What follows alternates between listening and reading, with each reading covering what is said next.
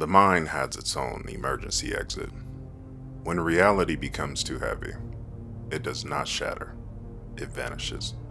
One moment you're present, grounded in the room, and the next, you're gone. Your body keeps moving. Your mouth might keep speaking. The world carries on as though nothing happened. But the part of you that makes sense of it all, the conscious self, has slipped away. Have you ever felt that strange distance?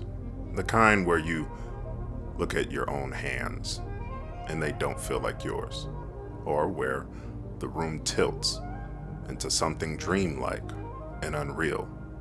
That isn't imagination, that's dissociation, the mind's most unspoken survival mechanism. And when it hits, it leaves you asking one haunting question. What happens to me when I am no longer here? But maybe words alone can't capture it. Maybe the best way to understand it is to feel it. Hi, I'm Sammy, and I'm the host of a dissociative disorder system. Dissociative identity disorder. It involves forming of independent alters. Almost all alters form out of trauma, as well as daily amnesia. So going from one alter to another, it's like you woke up and you have no idea where you are sometimes. I have always had these people that take care of me in my head. Mm-hmm. I actually was told I had schizophrenia. I was like, this is not what's happening, and nobody was listening. I was multiple people. I've been a system of 8 alters for almost a year now. I have 8 different handwritings. Imagine your body as a car. Normally, your consciousness is in the driver's seat, eyes on the road, hands steady on the wheel, making choices that guide your life forward. But sometimes something shifts. Suddenly, you're not in the driver's seat anymore. You've slid to the passenger side. The car keeps moving, but you're just watching. You can still see the road, but you're not steering. And sometimes you drift even further back. Now you're in the back seat. You're still there, still present, but life is happening on the other side of a glass window. You can't touch the wheel, you can't brake, you can only observe. Then there are moments far more terrifying. You're not in the driver's seat, you're not in the passenger seat, not even in the back. You're in the trunk, locked away. The car drives on without you.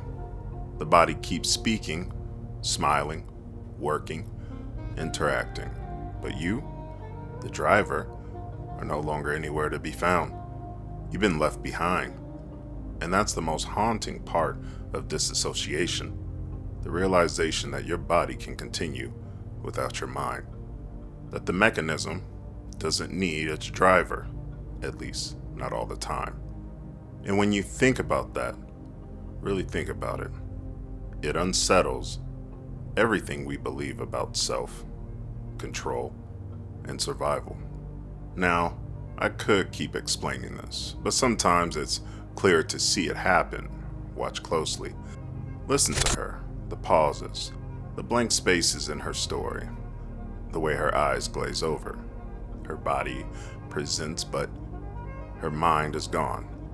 This isn't acting, it isn't performance, it is disassociation unfolding in real time. Look at the body cam footage. The body continues, responding, existing, but consciousness, it has slipped away.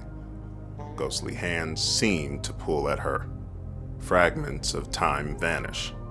She's in the trunk now. Her body is moving through the world, but she is not behind the wheel. It's easy to dismiss these moments as laziness, distraction, or daydreaming. But that interpretation is not only wrong, it's cruel. Because what you're witnessing is survival. The mind is saying, I cannot process this now, so I will retreat. And in that retreat, the self fragments, the body remains, but the mind is left behind.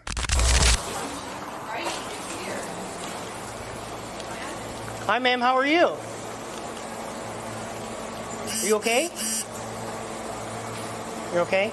What's your name?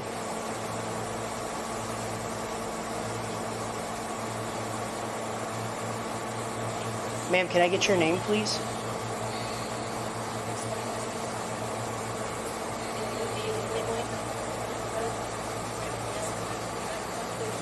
Ma'am, my name is Officer Moore. We're here to check on you because it's been reported that you're exhibiting some behavior of intoxication. Have you taken any illicit narcotics today?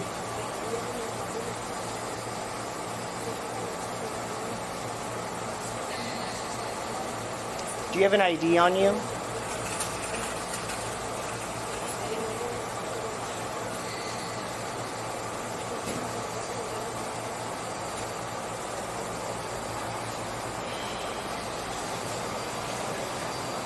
Nonverbal. Okay. So, I don't know if she is verbal, but she's just been doing this ever since I got here. Complainant said that she's been walking up doing this to people. Like what she's doing right now is saluting them. Seems intoxicated. Ma'am, do you have your license on you? Can I just see it so I know who I'm talking to if you're not going to tell me who your name is? Hold on. Can I just see your license really quick, please? It's on the table. It's on the table? Okay. Are you okay?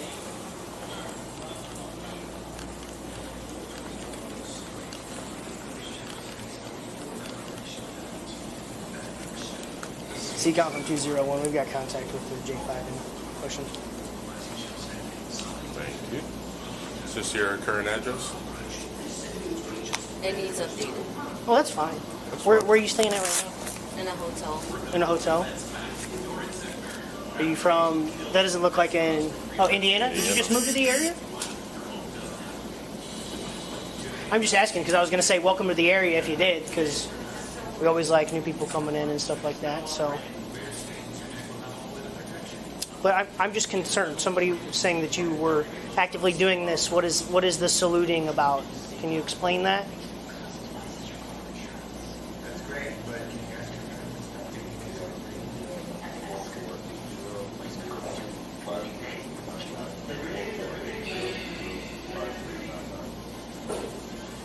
What's her name? Hilda? Hilda? You say that right? Okay. Hilda, so we just want to check on your well-being. Obviously, if there's something a cause for concern, if somebody's reporting it, I see car keys, that means you probably drove here, correct? You know, if you're intoxicated, the last thing we want to allow you to do is to drive away from here, okay?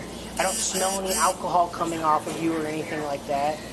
Have you taken anything today? I have not. You have not. Do you take any prescription medication? I do not. You do not? Okay, so why are your pupils really constricted? Your pupils are pinpoint. They're very tiny. I've been exercising. You've been exercising? Okay, so then why aren't you perspiring or breathing heavy if you've been exercising?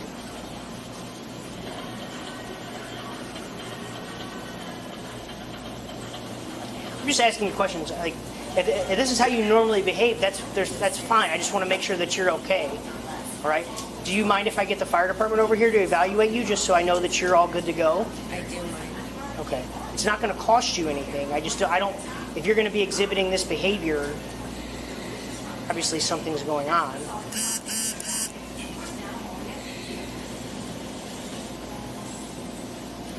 Can I see that?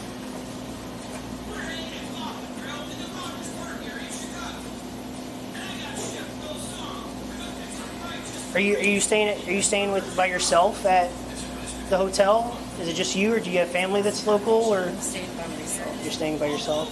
Okay. Do you have any friends there, or anybody in the area that we can call that might be able to pick you up? Okay. Are you staying in Algonquin at the Holiday Inn? Are you staying off of the hotel is off Route 31? You staying in Carpentersville or Dundee at a hotel? Dissociation is not a rare phenomenon. Psychologists recognize it as a spectrum. On one end, it's zoning out during a boring lecture or losing track of time on the highway. On the other end, it can mean depersonalization, feeling like a stranger in your own skin, or derealization, when the world itself turns unreal, like a stage play you stumbled into. At its most extreme, it can involve dissociative identity states, where the mind splits into separate parts that carry different fragments of life. But at every point on the spectrum, the meaning is the same. The mind is protecting itself. It is building an emergency exit when reality threatens to crush it. And while outsiders often see this as a weakness, it is in truth the mind's most loyal act of self-defense. Can I at least give you a ride back to your hotel? No, Okay, why not? because I'm not intoxicated. Okay. Are you experiencing some sort of psychosis? Are you withdrawing from something? Okay. So you have two options. Your first option is to allow us to give you a ride back to your hotel, and then you can come back and get your car later. Or your second option is to either buy an Uber, call a taxi, or call a friend that lives locally to give you a ride back to the hotel. Okay, so which option number two? Okay, can you call an Uber so you can go home? A little later. We're not leaving here until you go back to the hotel in an Uber or a taxi. Because I'm telling you right now, should you decide to get in that vehicle and drive away, I will pull you over and I will begin a DUI investigation. Do you understand that? Okay. So can you please call an Uber to come and get you? Okay. Would you like me to call you a taxi? No. Okay. Well, then you need to start making some moves on this. Otherwise, I've got 6.5 hours left of my shift. I will sit here this entire time. Okay. Let's call somebody. Okay, then can I give you a ride? Okay. Where's your stuff? I'll give you a ride. Or you have better rapport with him. You obviously don't like me. You want me to give you a ride back to the hotel? Can I call you a taxi or an Uber? We're trying to work with you. We don't want to. We just want to make sure that you get back to your room safely. That's it. That's all we want. But the behavior you're exhibiting is extremely concerning.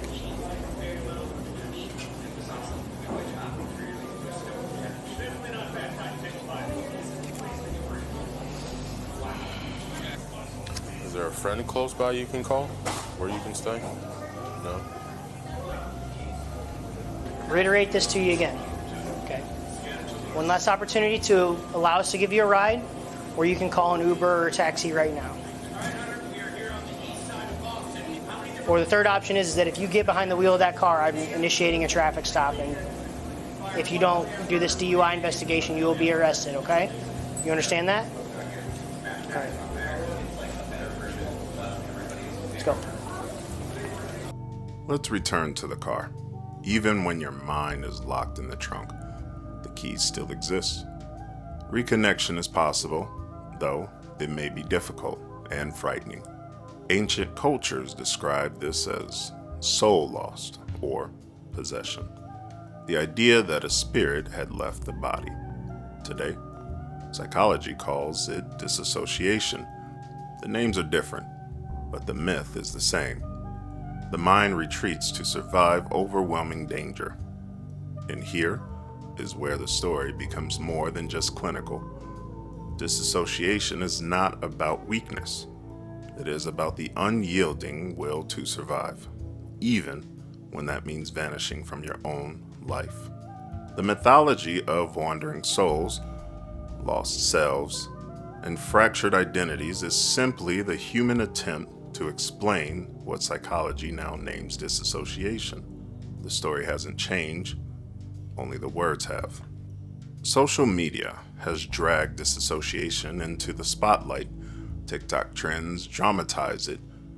Reddit threads dissect it. People joke about zoning out as if it's quirky, when for many, it is anything but. This is the double-edged sword of our time. Visibility and distortion. On one hand, more people are finding words for their experience. On the other, the internet turns survival into some spectacle. But disassociation isn't an aesthetic. It isn't a trend. It's a lived reality for countless people who vanish in the moment of stress and return disoriented, exhausted, and misunderstood. The truth of disassociation lies not in a viral video, but in the quiet, unseen battles of daily survival. Watch this.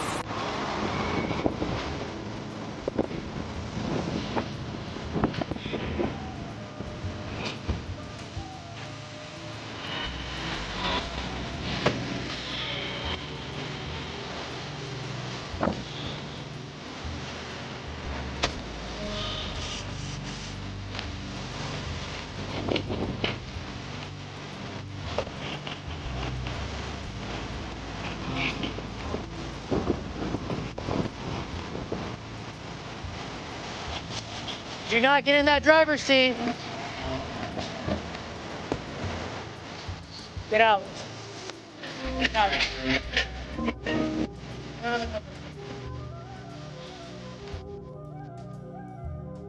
Just gonna stay right here for me.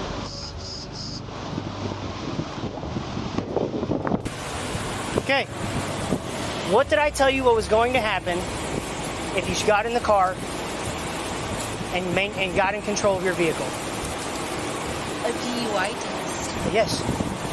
Are you willing to do those standardized field sobriety tests? No. Okay. Very good. All right. Hilda, I'm going to give you one more opportunity. Are you willing to comply with standardized field sobriety tests? What is that? I'm going to run you through a series of tests, checking your eyes, your dexterity, your walking, to gauge your impairment, okay? Put your feet together. Arms at your side, just like this. Touching your sides, like this. Just like that. Okay? Listen to these instructions carefully. Hold the tip of my finger with your eyes and your eyes only, okay? Keep your head still.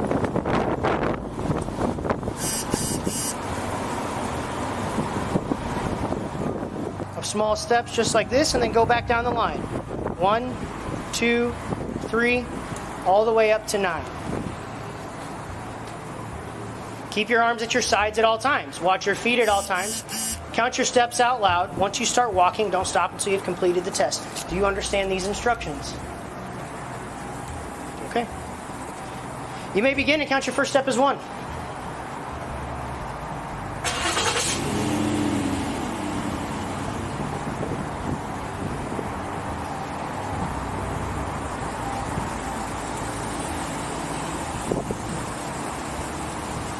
Make sure you count out loud.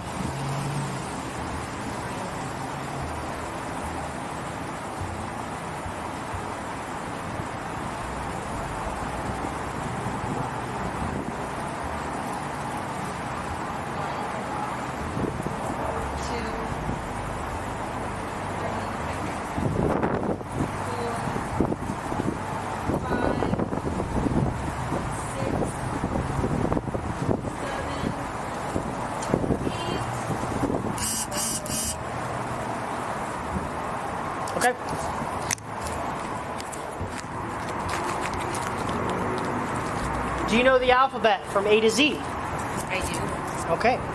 What I'm going to ask that you do is say the alphabet for me from F Frank to V Victor. From F Frank to V Victor, and I want you to enunciate every letter. Do you understand that? A to Z. F to V. F Frank, starting at F Frank, ending at V Victor.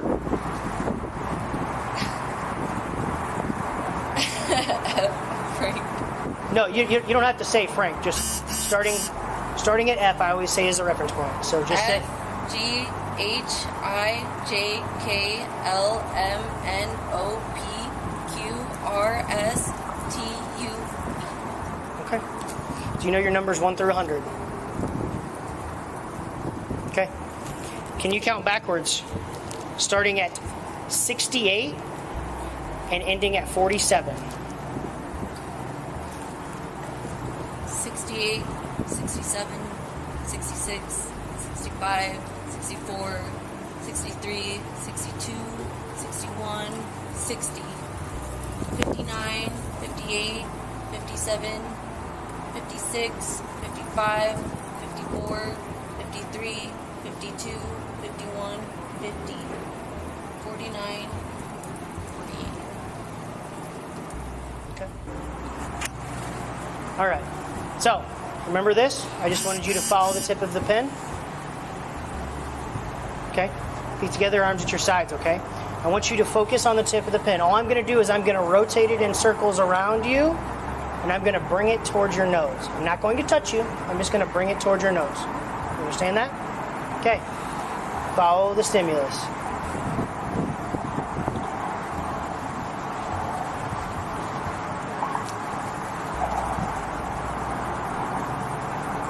Okay.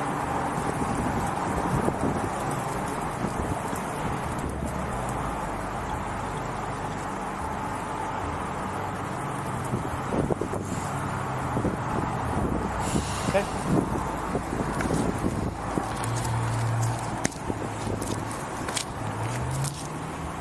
All right. Have you consumed any narcotics today? No. You don't want to shed any more light into why you're acting the way you are? No. All right. Do me a favor, turn around, place your hands behind your back. You're being placed under arrest for driving under the influence of suspected narcotics.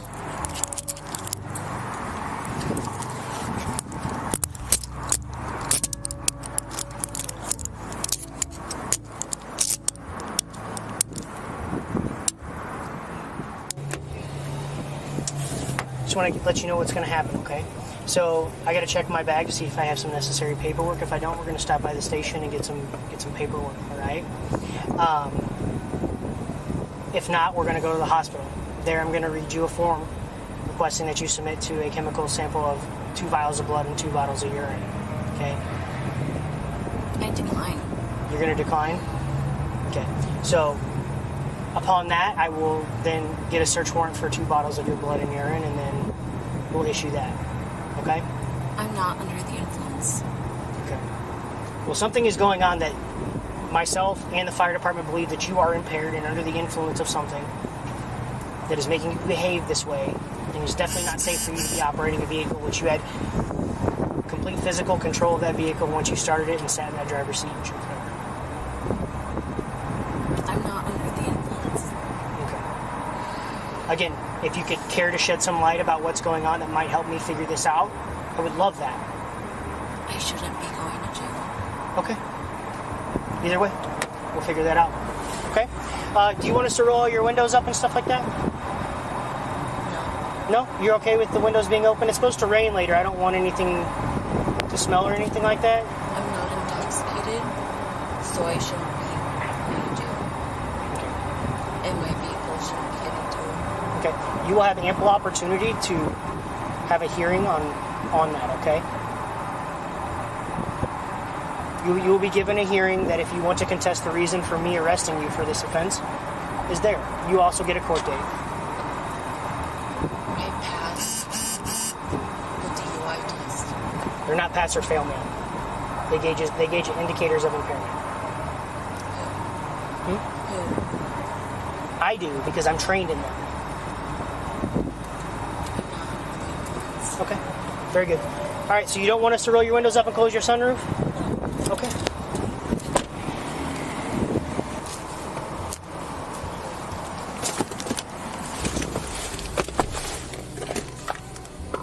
So you come from Algonquin 201. Dissociation is not a flaw. It is the mind's safeguard, a final act of loyalty when all else fails. To understand it is to recognize that survival does not always look strong, composed, or rational. Sometimes, survival looks like absence. So the next time you encounter someone who seems distant, who drifts off mid-sentence, who looks through you as if they aren't there, remember, what may be happening, their body is present, but their mind may be in the trunk, locked away, waiting for safety. Respect the journey back. Honor the survival you cannot see. And if this resonates with you, if you've ever found yourself watching your life from a distance, know this: you're not broken, you are surviving. And survival, even in silence, is still power. If this video opened your eyes, share it. Comment below if you've ever felt that strange vanishing, or if you witnessed it in someone you care about.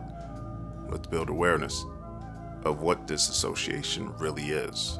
Not madness, but resilience.